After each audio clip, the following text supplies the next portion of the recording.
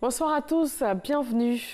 Le forum de la Banque mondiale sur le financement du développement dans l'espace UEMOA s'est ouvert ce matin.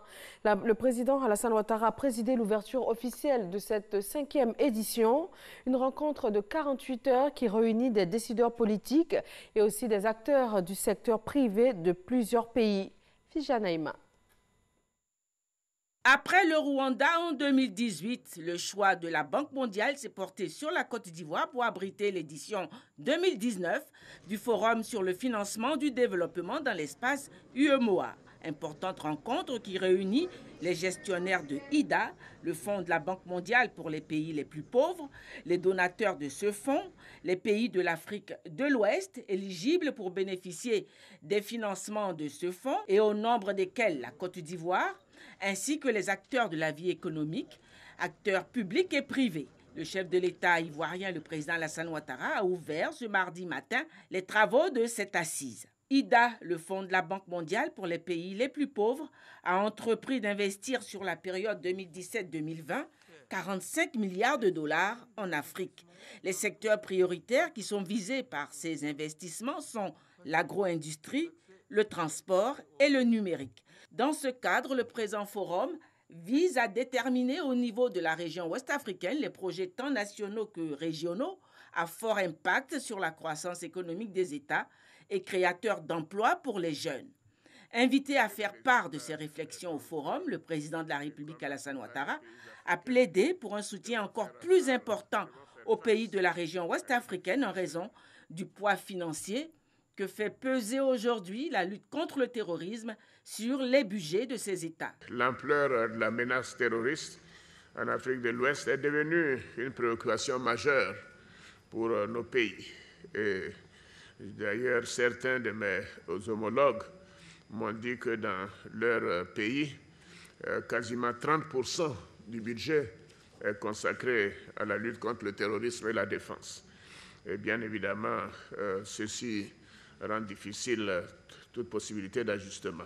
Et aussi fragilise le climat des affaires, parce que si toutes les semaines on annonce qu'il y a une attaque terroriste, évidemment les investisseurs privés ne seront pas aptes à aller dans ces pays.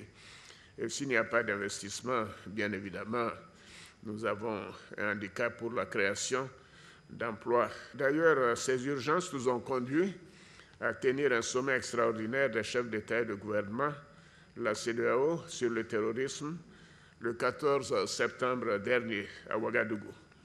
Et à l'issue de cette rencontre, les chefs d'État et de gouvernement ont décidé de mobiliser 1 milliard de dollars américains sur 5 ans, dont la moitié, soit à peu près 500 millions de francs CFA, sera en provenance de l'UEMOA. Donc nous devons entreprendre une campagne pour que ce milliard qui provient de nos pays soit multiplié par 2 ou par 3 avec la contribution des institutions comme la Banque mondiale, la Banque africaine de développement et d'autres fonds souverains. La réunion est prévue durer 2 jours.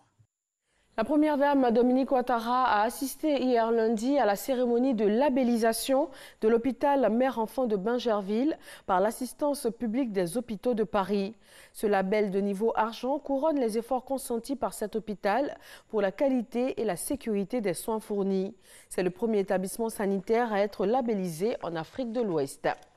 Aujourd'hui, 1er octobre, la couverture maladie universelle CMU est entrée dans sa phase de généralisation. Les assurés ont déjà commencé à bénéficier de cette assurance maladie aujourd'hui même, donc dans les établissements sanitaires publics du pays. Le Conseil Café-Cacao a fixé le prix Borchamp du kilogramme du cacao à 825 francs CFA pour la campagne agricole 2019-2020. Un prix rendu public ce mardi en marge de la célébration de la 6e édition de la Journée nationale de cacao et du chocolat. Ce prix de 825 francs marque l'ouverture de la nouvelle campagne cacaoyère. Il est en hausse de 75 francs CFA par rapport à la précédente campagne. Direction la France pour l'actualité internationale. La Cour de cassation a confirmé définitivement ce mardi le renvoi devant le tribunal correctionnel de Nicolas Sarkozy, l'ex-président français, pour les dépenses excessives de sa campagne présidentielle de 2012, révélées par l'affaire Big Malion. La plus haute juridiction judiciaire a rejeté l'ultime recours de l'ancien chef d'État pour échapper à un procès de financement illégal de campagne électorale. Un délit passible d'1 an de prison et d'une amende. Merci d'être sur RTI 1. Je serai ravie de vous retrouver pour le 20h. C'est l'heure de l'info régionale.